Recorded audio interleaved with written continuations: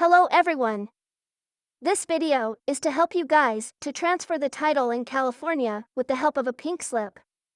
So I'll go through a step-by-step procedure from a seller point of view as well as from a buyer point of view. Let's start with the overall, the pink slip. This is how the whole pink slip looks like, where you have the bottom portion of a pink slip. On the top portion, you should see that notice of transfer under liability.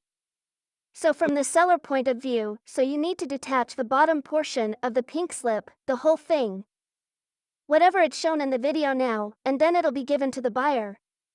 And then the top portion you need to be filling it out and then submitting it for the DMV. Either you can do it online or you can actually send it physically as a mail. So let's start with the process. So the section here actually gives you your VIN number, and then here gives you the plate number, and then the vehicle history. If it is empty, that means the title is clean. So the registered owner is the area where you can see your address. And overall, this is the way the title looks like.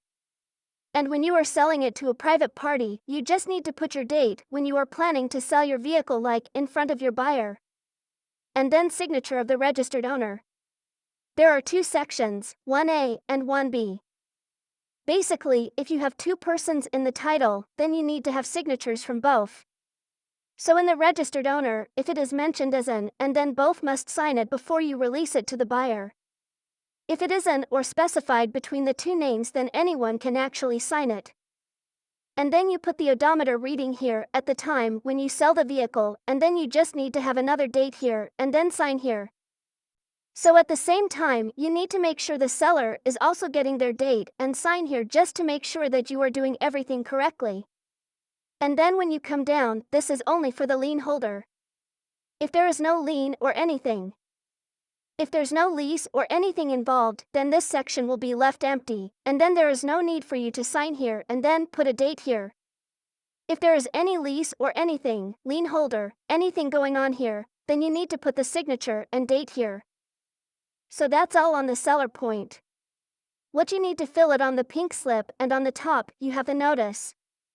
Moving to the top section is the notice of transfer and release of liability.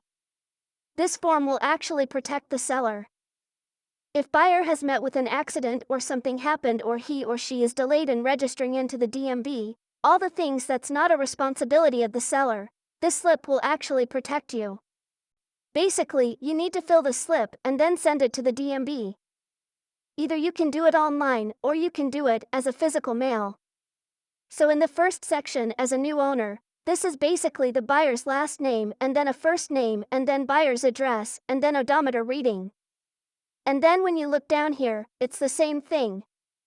Buyer city, state and zip code, and then date of sale or lease. In that case, it's just a sale. So sellers is your name. As a seller, you need to put your name, last name, and then first name, your address, city, state, and zip code. And then you are going to have your seller's signature. So you need to detach this white portion off the document, and then you need to send it to DMV from a seller point of view. So that is all you need to do from a seller point of view. There is nothing to do with the backseat of the document, which is mainly for the buyers, alright. When it comes to the buyer's point of view. So as we stated just before in the video, that this portion will help the seller to submit it to a DMV. But in terms of buyer, we need to do a little bit more. So on the pink slip in the video, what we have seen here, we are going to have the seller's signature, just to make sure. Before you get the vehicle, you need to make sure you get the date and signature from the seller here, and then as well as here. And then you need to put, as a buyer, you need to put the date and then your signature here. This part is not done from the buyer point of view. Buyer point of view. You need to fill the backside of the document. On the backside, it's relatively simple. It looks little complex, but it is relatively simple. The top portion will be detached and given to the seller.